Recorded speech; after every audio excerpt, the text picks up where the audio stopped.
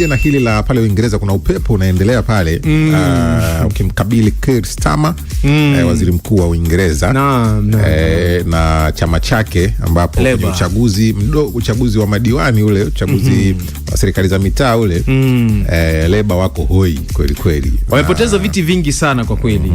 Sasa upepo mkubwa ni kuhusiana na Keir Starmer mwenyewe kujiuzulu.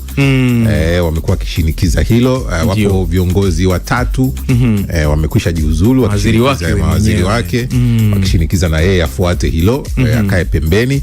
Lakini jana Mfalme Charles wa Uingereza ameongoza ufunguzi wa bunge la Uingereza, huku ukiwa na hiyo hali ya sintofahamu kuhusu hatma ya waziri huyo mkuu ambaye anakabiliwa na shinikizo la kujiuzulu. Mfalme aliweka ajenda zitakazopewa kipaumbele kwa serikali ya Keir Starmer ni utamaduni ambao umekuwa ukifanyika kwa miaka mingi iliyopita.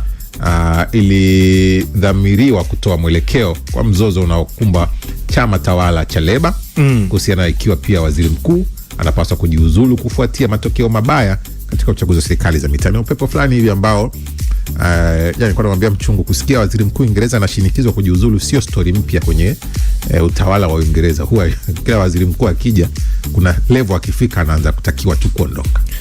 Kwa hakika, na hiyo ni moja kati ya na huo upepo haujawahi kumwacha mtu. Haujawahi kumwacha mtu, na ni utamaduni ambao unaonekana kuzoeleka katika mataifa yote yaliyostawi kidemokrasia, hasa haya wenzetu, kwamba unapokaa katika bunge, kwa sababu ukiwa waziri mkuu au ukiwa chancellor ni lazima pia uwe na ushawishi katika bunge au mabunge yote mawili, kwa yale mataifa ambayo unakuta yana mabunge mawili, Congress na Senate. Sasa kwa nchi kama Uingereza, Keir Starmer anaonekana katika uchaguzi wa karibuni amepoteza viti vingi katika serikali za mitaa, na utaona kwamba kufikia sasa, ukiacha hao mawaziri watatu, wabunge karibu 90 wote wamemwambia, wabunge wa chama chake mwenyewe wamemwambia wewe kaa pembeni, kubali tu, tangaza tarehe ya wewe kujiondosha. Yeye anasema bado anaamini katika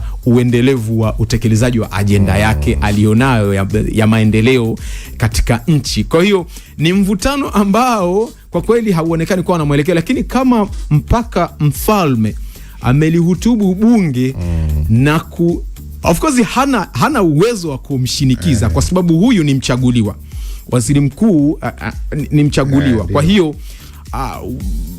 mfalme hawezi kusema kuanzia sasa waziri wako mkuu basi ni kiongozi ambaye yuko kama ceremonial hivi. Kwa hiyo yeye anazungumzia mambo ya utamaduni, mambo mengine ambayo Uingereza itakuwa inyoke na. Kwa hiyo ni kama anashauri kwamba bwana, nafikiri ni kwa kufuata mila na desturi zetu, ni vizuri ukaona umuhimu wa kuchukua hatua hii kulingana na haya matokeo ya karibuni kisiasa kwa upande wa chama chako.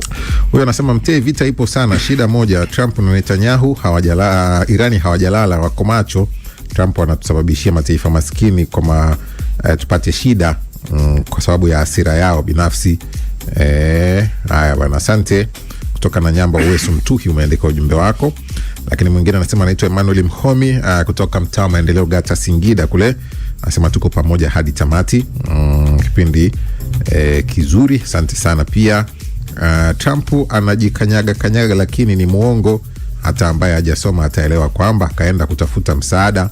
Simamo wa Mwarabu umemchanganya. Aidano Julius nipo Kibanda Maramba Tanga, ameandika kwamba Trump kaenda kufuata msaada China. Haya, kisomi zaidi hapa pande za Haido Manyara.